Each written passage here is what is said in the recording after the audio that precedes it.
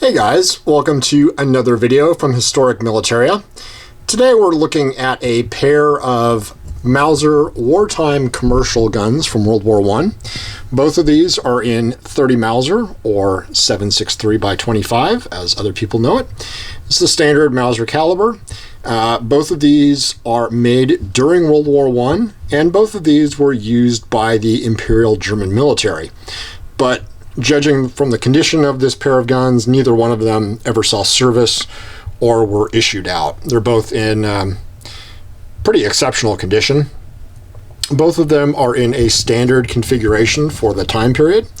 Sort of the real hallmark of your wartime commercial guns is that since they were made during World War I, your standard of fit and finish is not going to be nearly as good as your pre-war commercials or even your post-war commercial guns. As you can see on the side panels, there's just some really rough milling that you're not going to see on a lot of other guns, and post-war guns will have some of this milling like this, but it's usually almost in a decorative pattern. This is just pretty rough, and on this one especially, you can see right here where it looks like they almost had to go back over something, and it's just kind of haphazard and random.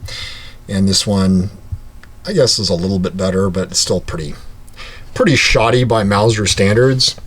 Also, your grips, and these are original grips to the guns, they are numbered, really don't fit that well, which you would never ever see on a pre-war or even a post-war commercial gun. You know, there's so much metal to wood gap there. Not gap, but the wood is so much larger than the metal. It's really almost kind of embarrassing. You wouldn't expect that on a Mauser. The wood itself is an okay quality. It certainly isn't what you're going to see in the terms of the finish of the pre-war guns. This is just very standard military wood. Obviously, they still spent the time to fire blue all your parts, and this one's got really nice fire blue on it with your nice 1,000-meter rear sight, and your serial numbers, of course, repeated as usual. I will say the quality externally of the guns went downhill, but not the internal quality. These guns are still extremely finely well made. They will withstand any service. They're typical Mauser quality, and you can actually really see the milling on this side here. It's just pretty ugly, and just the whole rest of the gun is just rougher. If you look at the way the serial numbers are stamped, you're not going to see that on most earlier Mausers. This one's obviously in the 407,000 serial number range, so that means we're getting really close to the end of production of your pre-war commercial guns, or wartime commercial guns. And that's got your Imperial acceptance mark right there. They stopped making this variant, because they stopped making guns actually, at about 422,000 of the full-size wartime commercials.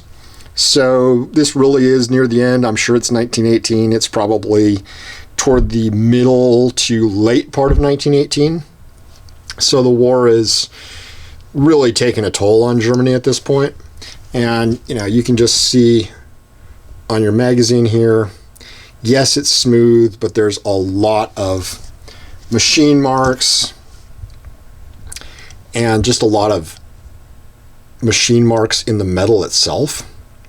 And the bluing is certainly not as bright as you would expect on a Mauser. These are much more dull blue, sort of as Webley would put it, a wartime finish. And this one we'll take a look at. Very much the same story. A very nice unissued gun, but again, really poor machining, and a lot of these have a tendency for the fire blue to fade like this one has, and this gun really hasn't been used. It's just For whatever reason, the fire blue fades on these. But still a very nice looking gun, an all matched gun. And this one is actually a little bit earlier in the 300,000s range. But as you can see, the font is just all over the place. The way they stamp the serial numbers is not what you'd expect from a Mauser.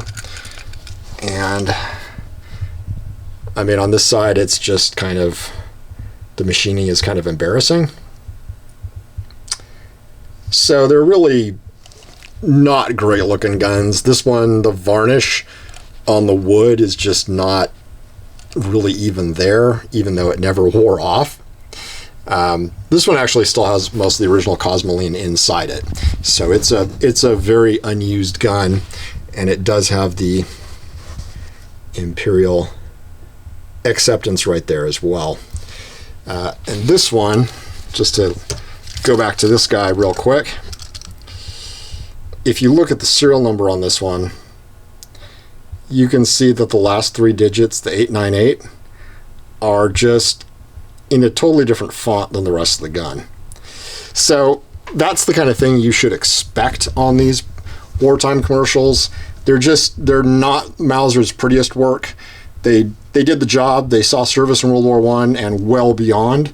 And, you know, there are still ones in service today in remote corners of the world. But, you know, if you're really into the whole commercial look of these guns, your pre-war and even your post-war commercials are going to be where you're going to want to focus your collecting. So if you do get into these and you are going to collect these, just know that the fit and finish and your grips may not match. Don't worry if you see things like that. Your finish is going to be more dull. It's going to be more susceptible to wear. It's going to be just generally not as pretty of a gun as the earlier ones. So if you understand that, you'll be a little more polite with these guns and understand that they weren't made to the same standards. So just kind of a tip that at least it took me a while to understand when I was looking at these, going, why are these always in such bad condition? Well, they didn't start life as well anyway. So this is just kind of giving you an idea by looking at a pair of basically new guns.